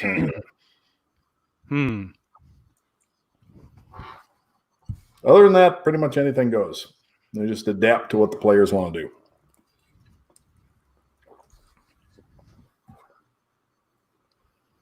So, campaign has turtles, Genasi, Warford, and lizard folk. So you're playing Animal Crossing. What's that? that new realm, that new world. What's it called? Shit. There's another setting that they've released for. There's another saying that's relatively recent. Yeah. Oh crap! I know what you're talking about. That has the Warforged in it. Eberron. That's it. Yeah. Yeah, that's I've got a shelf back here full of almost all of the books that they've come out with. I didn't get that one. I have zero interest in Eberron. Yeah, I don't either. It's if I'm going to play stuff like that, I'd rather do Shadowrun or play the old school Star Frontiers. Well, speaking of old school, what I've been looking at, there's this kind of OSR revival, like old school D&D rules. And there's this company, I think they're in Germany, and I can't remember the name, something Gnome. But they have a whole set of source books that, a little bit more simplified, streamlined rules, more old school stuff, though. I'll send it later, and if you guys want to talk about looking into maybe switch, well, I don't know if you want to switch systems midstream or anything, but maybe for some time in the future running some OSR games. But I think a lot of people are attracted to it because of the infestation of SJWs and woke culture in tabletop role-playing games. It drives me absolutely nuts. They're like locusts. Oh yeah. Didn't one of you comment about how that's why I don't go to conventions anymore. Well, other than the fact that they're just fucking crowded as fuck. And none of the women are worth looking at. No. Well, there's that too. They're few and far between. We were just talking about that, yeah. But hey, if they're funny, it's redemptive a little bit. Yeah. So didn't somebody mention recently they're infesting knitting culture or something? Yeah. Somebody was mentioning that. Who Well, it was Rollo that tagged you in it. That's right. It was fucking At first, I thought Rollo. it was. Well, at first, I thought it was a joke. No, I mean, he was kind of, digging into, ribbing you a little bit about it, basically saying that, if they can take on and infiltrate and infest a fucking knitting circle or a knitting club, then no hobby, no whatever it is, nothing is safe if they'll go after Shooting a is fucking knitting safe. Yeah. circle. Shooting is safe because I don't think they'll go near. Yeah, I think you're right there. Yeah. No, that would gun trigger range. them way too Probably much. safe. No, Uh-oh, The gun range TJ is safe. disagrees. no, I totally disagree. You think the SJWs will try to infest the shooting sports and gun culture? This is where I start to sound more cynical than Mr. Aaron Claremeister. Oh my But God. It's so this ideology is so subversive and insidious that people don't even know what they're doing. So you'll have a guy bring his girlfriend to the gun range, and they start then. I mean, but you think about it, where it's already happened with other stuff other than guns. You're like, well, how could they possibly converge gun ranges? Well, how do they converge all this other stuff they do where they're able to take over it and it has nothing to do with social justice, where they can openly say, like a business, a corporation that's there to make money, but they can openly say, we're here to promote social justice. Well, they're going to do the same thing with gun ranges, because unless the guys there have the balls to tell someone to just shut up and get lost. And in some cases, I see that, like in some of the rural ranges, it's like they be more likely to shoot them and bury them in the desert, tell the sheriff 6 months later, that kind of thing. But in more urban areas, some of the guys, like I've seen too many guys not be able to say no to women. Like to where I'm like, I'm not saying it's going to happen. I'm saying it could. So if there's a potential problem, you got to take care of it. You got to be like, it's like, that's your woman, get her in line. Like, or if it's a guy who's showing up and causing problems, it's like, dude, there's a gun range. Like, you got those politics. You can't be tolerant of that kind of stuff, I guess is what I'm saying. And now I'm not one of these guys who's going to the range a couple times a week and doing, 3-gun competitions and shooting thousands of rounds a month or anything like that. Go semi-regularly. But, when I'm there, I spend time talking with, not in the range, but spend time talking with people in the store. I like to hang out and, talk guns with the employees and people. Right. And I cannot imagine these types coming in and trying to push that nonsense on any of these people. And maybe it's the culture where I am, but they're very real nice people, but very no nonsense. Yep. And I think they would probably laugh at it at first. And if somebody continued to persist with some sort of woke nonsense, they would tell them, shut the fuck up. Yeah, and you need to go. I think the subversiveness starts with one, where they want to be more inclusive. Whenever they use the word inclusive, and I've seen this on the West Coast, that's where I'm at, where they talk about having girls' night, or they want to promote more female participation and they want to sell the pink guns and whatever. That to me is like, yeah, that's where suddenly they start to, it's an invasion of a traditional male space. And I'm not saying that, having girls at the gun range, the ones I've been to has been fine, but those guys are also the guys who are like, they're just waiting for the revolution. So I don't worry about those guys, right? Those are the guys who are like, just give me an excuse. Yeah, they're the ones.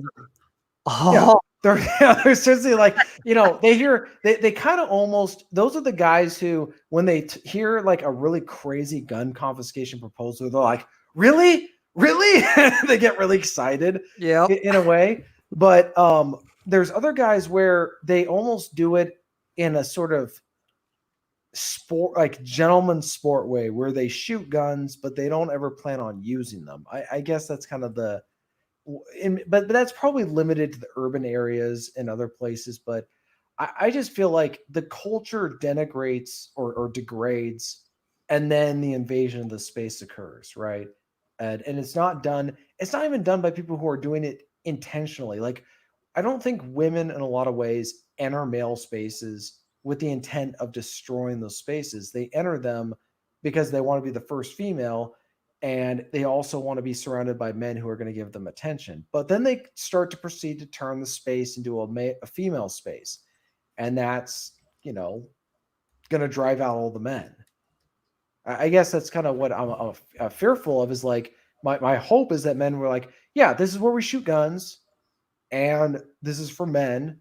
And if you're uncomfortable by the environment or what we say or what we talk, because it's not about shooting guns. It's like, what do men do when they shoot guns? They talk about guns, but they also talk about other stuff that that women don't want to hear. Right? Usually not during the shooting, though.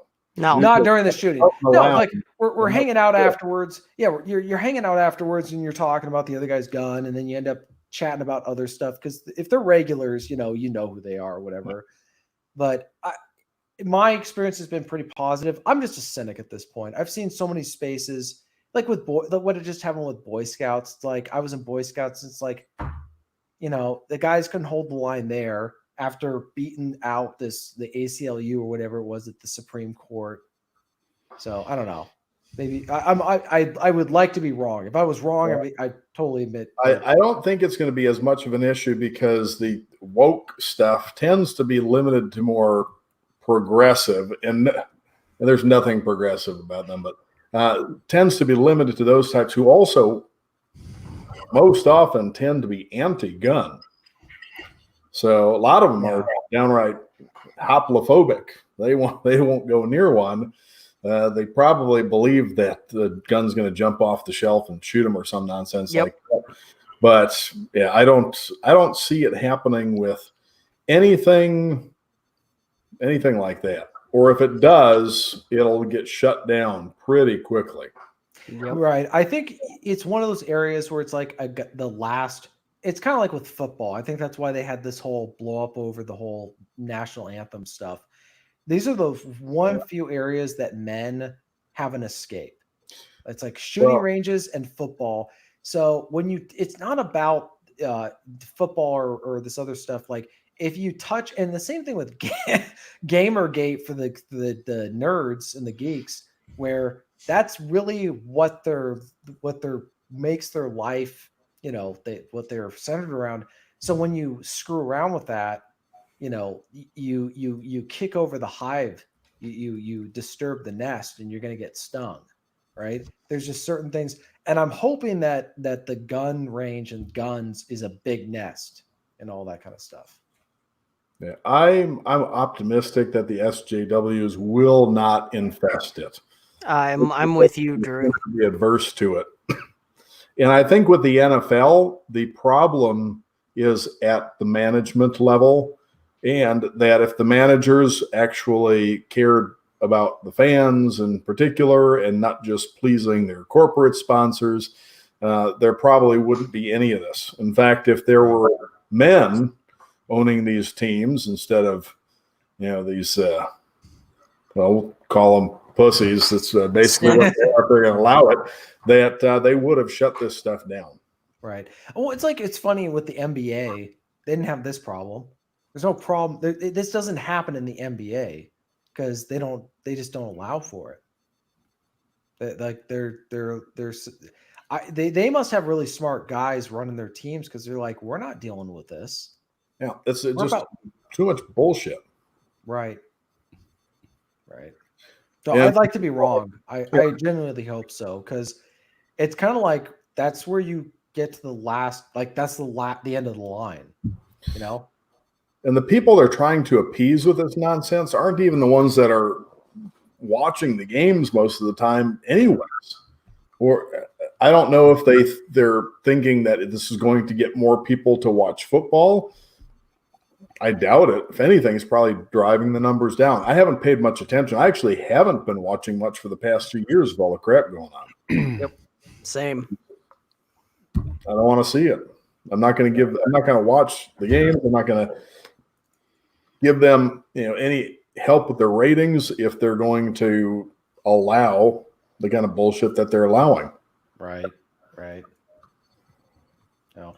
I think that what will happen with guns, that's why they're pushing all the gun regulations and restrictions, is because it's likely that you're right, that there's not going to be a infestation of the gun range or gun culture, because it's just, there's something about American culture and the American psychology. The moment you talk about restricting gun access, we immediately think of cattle cars and concentration camps. Like we know that that's like the thing that happens afterwards. So it's like, no, we're not having this discussion. And so if someone were to show up at gun ranges and start talking about how, I genuinely could never see happen where someone says nobody needs an assault rifle. If you say that at a gun range, people are like, that you can go that way, and if somebody started talking like that, I would be very nervous about what they were going to do next. Yeah. Based on the behavior of these types. And it's the dumbest thing. These people they don't know how much they don't know, or how much of what they believe they know isn't just wrong, but completely backwards. Right. They can't conceive of a situation where somebody might need an AR, right? Not an assault rifle, but like an AR-15. So they figure because of their limited, very, very limited understanding of violence in general, that because they can't conceive of a situation, that there can't possibly be one. But it's a real simple answer. You want to have the absolute best possible chances in a situation. Why wouldn't you want to be armed as well as you possibly can? Not enough to match what a criminal is likely to have, but you want better and more firepower than they have. Yeah, and exactly. The advantages of an AR over a pistol: you can shoot it more accurately with a lot less training. Pistol marksmanship, it's a lot harder. With an AR, it almost feels like cheat mode, especially if you have good optics. I am mediocre at best with a pistol. Mediocre. Not great. But with an AR, with a red dot, after it's sighted in, or a holographic sight, I'm doing groups like that at 25 yards. Nice. It feels like cheating with it on. And 30-round mags. The less you have to manipulate the rifle, the more rounds you can put down without having to stop, reload, change mags, whatever. The longer you are in the fight instead of out of the fight. And if you have to defend, say, a store, if you have a home in an area that's prone to rioting, or if you're in a suburban area where you may not deal with a home invasion, but maybe somebody that's out on your property stealing, or maybe you have to defend your animals from predators. If you have cattle, if you have sheep, if you have whatever. A lot of these people that are, why would you ever need something like that? They have absolutely no idea how other people live. They have no idea the kind of situations that have occurred where people have used these rifles to defend themselves. They have no idea how little they actually understand about the subject. Yeah. The only reason I can't think of any downsides to it. The only reason that I might take something else over an AR, and it would depend on the situation. What is your house made of, and are you concerned with over penetration? Would be maybe a pistol caliber AR versus something 5.56 or 308 is probably going to be a bit much in a home if you're worried about over penetration. But a pistol caliber AR is probably about as close as you can get to a perfect home defense weapon. Put hollow points in it. You don't have to worry as much about over penetration. You get all the other advantages of it. Yeah, why wouldn't somebody want to have a better tool than the bad guys if they're defending themselves, defending their family? Well, if you have the state to enforce your will, you don't personally need a gun. But when the state is not enforcing the state cannot be there for everybody. That's the well, thing too. but they're thinking more. They're not thinking of home defense. They're thinking we need to make sure that when we're going to go enforce the law against people who might otherwise resist. I think it was Chris Backloff who said it. The people who want to take away guns are people who want to do things for which they would be morally justified in being shot. Yeah. I mean, that's really what it comes down to, is that if they said what they actually want to do once the guns are taken away, they would be shot on justifiable grounds. So, that's kind of what the angst that drives a lot of what they're, in my opinion, I've said this for a long time. The angst driving the gun control advocate debate is that they want to be able to discuss things that are outside the overt window as long as there's guns. Yeah. As long as we have guns, if they talked about them, there would be a revolution. If they openly said, here's what we want to do. And that's not going to happen the problem is that there's so many guns in America. It was like, if you couldn't ban booze, you're not banning guns. It just ain't going to happen. It gets better with the improvements in 3D printing. Now, you can get parts. The parts that you don't need a license, don't need anything for. You don't need to go through a background check or anything. You can just get the parts, and then you can actually print the rest of what you need now. And there's, if you look up Control, I think Control Plus Pew, and what is it? Defense or Deterrence Dispense. There's a bunch of them. You can find 3D printing plans, instructions for the printers to buy and the upgrades to make for them. You can see all sorts of demonstrations of the weapons being fired, the increase in the quality and the decrease in the cost of 3D printing, and all of the technology that's out there. All the plans that are out there are going to make any future attempts at gun control impossible, which I am thrilled with. They absolutely will not be able to disarm people now. It will not happen. And I am also confident that while there's a whole lot of people who talk big and who will probably lay down and surrender if it comes down to it, there's also a whole lot of people who've already drawn the line in the sand and have made the decision that on that day, they're going to. Did you follow Virginia's state legislature? They actually didn't pass that gun law.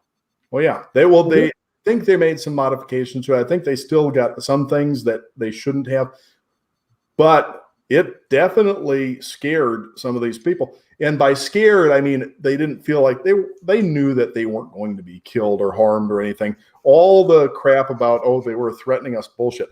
The only thing that they were threatened was their chances of re-election. I think the other thing is, even in Washington State, we have Democrat majorities in both houses and a Democrat governor. They still can't get gun control bills passed, like significant ones. And one of the reasons is, I think, because the police, law enforcement say, look, we cannot enforce these laws. They're not enforceable. We're going to piss off a lot of people that we rely on in our communities. Like we are going to become an occupation force in our own communities that we rely on for cooperation in order to just be able to exist, right? A lot of people will not comply with these, and they will either lie. Most people will just lie. Nope, I don't have any of this stuff. And what are they going to do? Go house to house and search? And then they do that in certain parts of Washington. The sheriffs will do the shooting for there's certain parts of Washington State that are just it's insane. I honestly, and I'm going to say this right now, any law enforcement officer that violates their oath to defend the Constitution, including the Second Amendment right to bear arms, deserves to get shot and killed if they attempt to violate it. If a law enforcement officer violates that oath, they're a traitor. They deserve to be shot in the process of enforcing an unconstitutional law. I hope if that happens to anybody, put one in their head. Actually, no, put a couple in their chest. Give them a couple seconds to think about what they did. And then hey, the Tree of Liberty ain't going to refresh itself, right? That's right. Well, no, I was saying that in some counties, the law enforcement agencies will be the first ones to resist in those areas. And They will. They should do. Yeah, and so that's what happened in Virginia, where there's these sheriffs who are saying when the sheriff of a county says this law is not being enforced in that county, it's not getting enforced. Those are the people, and here's the thing, and this is what also makes me optimistic about that. In addition to the fact that between 3D printing and we're not that far, metal 3D printing is already a thing. It's just a matter of when it becomes improvements in the materials and reduction in the cost. It's not a matter of if, it's a matter of when. Eventually, everybody's going to be able to afford it. Just like cell phones now versus cell phones in the early 90s. And also, I mean, you don't need a 3D printer. If you have basic tools, you can make a zip gun if you're that desperate. If you know how to use a mill and a lathe and a drill press, you can make a gun. If you can get blocks of metal, you can get anyways, you can do this stuff if you have the skills. But I am optimistic that the vast majority of people in law enforcement and the vast majority of people who are active duty military and retired military really do understand the importance of the Second Amendment, really love this country and what it stands for, and will stand by their oath. And that the small minority of traitors, and that's what you are. If you're watching this right now and you are in law enforcement and you think that it is okay, that the red flag logs, that any of this stuff are acceptable, you need to go fuck yourself in the neck with something sharp right now. And then just retire or resign. You need to resign because you have absolutely no business in law enforcement at any level if you believe that. The Tree of Liberty must be refreshed. Absolutely. Do us a favor, save us the bullets. Do it yourself. There's no statute of limitation for treason, dude. Yeah, exactly. It is treason. It is treason. And the penalty for treason, and it should be hanging. We should still have hanging. We should be beheading. Guillotine. Bring back the guillotine. Yeah, once we bring back severe punishments for treason, it's like how many people are going to stay? It's what George Carlin joked about. You make the punishment public. Bring back the guillotine, and then you put it on national TV. Maybe you sell it, you make some money, and when the head rolls down into a certain hole, you bet on the hole where the head goes in. I like it. There you go. See, now Drew Carey should get on that shit, and he can host that. His fat ass, his former fat ass, now thin, not funny anymore. He can host that shit. That we could get all of the out of work game show hosts, and they could exactly. We can get Dan Aykroyd. We can get Dan Aykroyd. Yeah, that's something Dan Aykroyd could do. He could do, yeah, and probably be good at it because he's not funny. so TJ's really pissed right now. What? No. What? Who? I'm just thinking. I'm busting on his boy.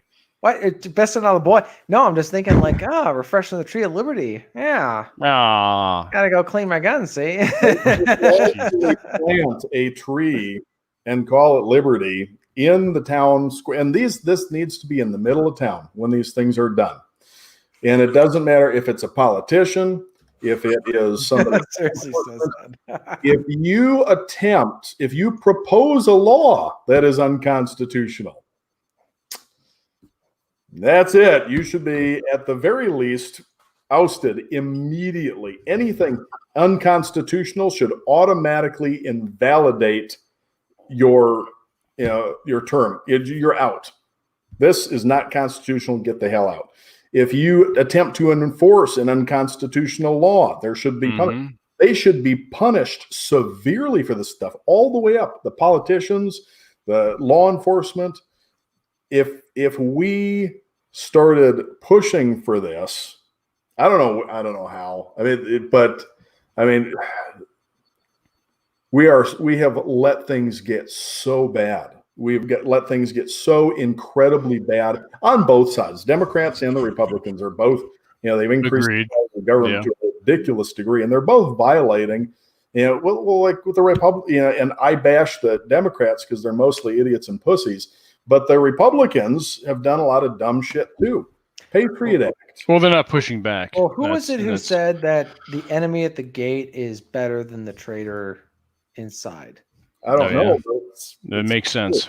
He was saying how that's my whole thing is I'd rather take 10,000 enemy in front of me than 10 traitors or backstabbers or fifth columnists beside you, because at the very least, your enemy is very open about the fact, because the reality is that for us, the enemy has been very clear about what they're trying to do, what's in our way, what's standing in the way, what's always been standing in the way is people who claim to be one of us and yet say, oh, well, they're not serious. It's just, you're overblowing it, blah, blah, blah. Oh, we're not coming for your guns. Yeah, we're not going to take your guns. It's like, you're damn right you're not taking them. Yeah, glad you mentioned it. But no, they say they act like, oh, that's just it's never going to happen here. It's not a problem. Just you're overblowing it. Like the stuff that goes on in the public school system or the stuff that goes on in college. Oh, I'm gonna you hear all the horrible stuff. I have this stuff from Joe McCarthy from the 50s where he's talking about how parents were talking about their kids coming back from college being hardcore communists. It's like, this is back in 53. You think that he was not wrong to be hunting down the commies. No, he was not. And he was saying how the only way to fight that is at an individual level. Stop sending your daughters and sons to these colleges where they do this. But do people listen? No, they don't. They just say, well, it's not going to happen to me.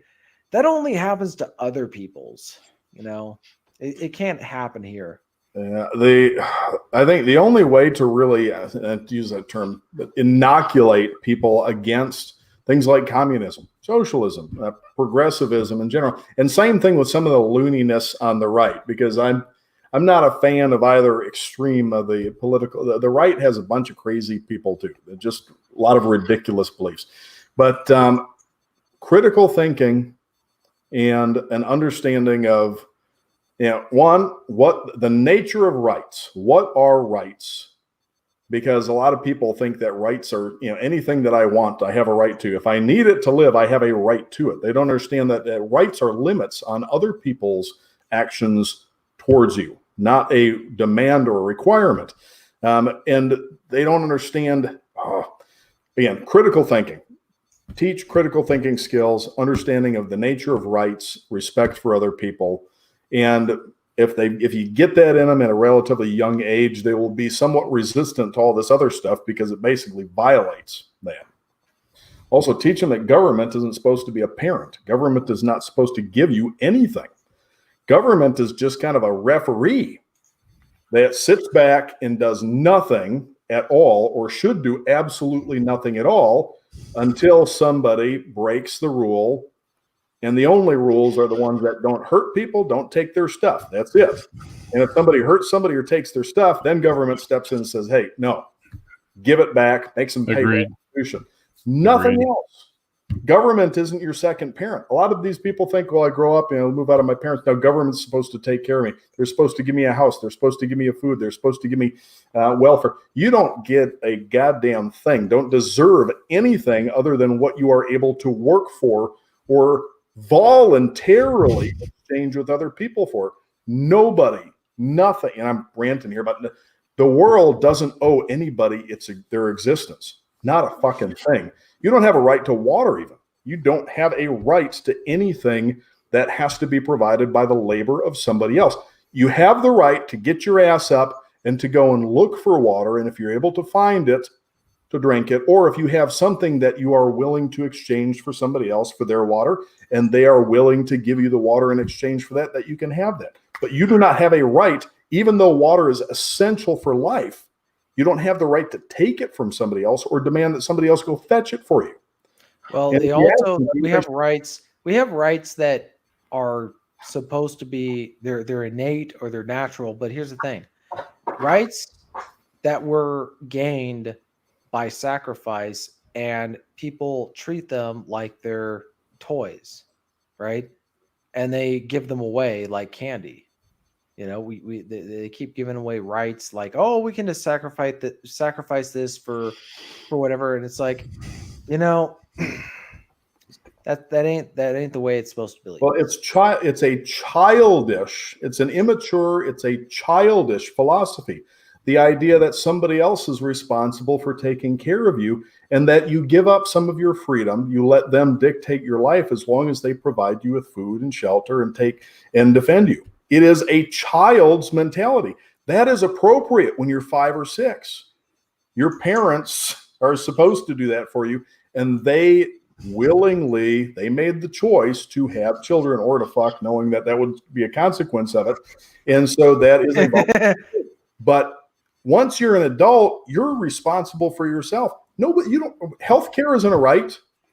Doctors are not fucking slaves, and neither are the people that work in the companies that produce all the various medical products that are required for the doctors to perform their job. If you say healthcare is a right, you're saying that the labor of other people is something that you can just take. And what is labor? Your effort that takes a part of your life. You are literally demanding slavery when you say that other people have to provide you with something. Same thing with food, same thing with education, same thing with all this. We should not be providing any of this at taxpayer expense to anybody. You don't have a right to anything except that other people stay out of your way. That's it. Nobody should try to hurt or kill you. Nobody should try to take your property. And really, just property rights. Your body is your property. If something damages your body, they're damaging your property. Other than that, you don't have a right to shit. Well, certain places you have a right to shit. On your own property. There you go. You can shit on your own. On your own property. That's right. But that shit belongs to you. And you can come by and take it without your permission either. Death be to tyrants. There you go. Right, yes, absolutely. All right. Indeed. All right, gentlemen. It's past the 2-hour mark. So we're going to wind down. Drew, it's good having you on, too. So impromptu invitation. Of course. Anytime. Always welcome. So where can people find you? I mean, obviously you're going to be on the Masculine Geek Show soon and DMing, obviously. Unless they have a search warrant, they shouldn't come looking. No, bay.com, BAYE.com. And if they look for Drew Bay, just DREWBAYE, they can find me on most social media. I don't use a lot of it, but Twitter and Facebook and sometimes Instagram I'm on. But the easiest way to find me. Cool. Excellent. Rob, how about yourself? RobSays.net. Sweet. I love it. And TJ, how about yourself? TJMartinell.com. Nice. And you can find me and my writings on masculinegeek.com. Go sign up for the newsletter. Check out our Instagram. Obviously, sign up, subscribe to the YouTube. Hit the like button. Hit the subscribe. Hit the notification bell. Leave a comment.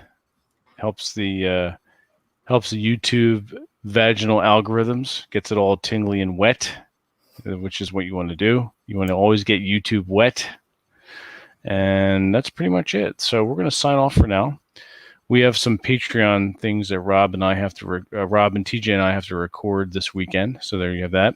Keep an eye out for our events calendar. We'll be adding more guests soon. We'll also be announcing our next D&D game, which will be going back to its usual Wednesday. The Saturday was a bit of an anomaly. We were just accommodating one of our players. So not a problem.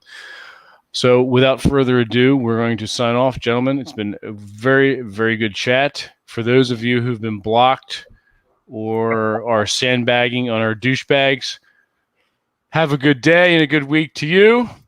Good night, mate. And we're going to sign off for now. And fuck you all. There you go. Stop stirring your coffee with chopsticks.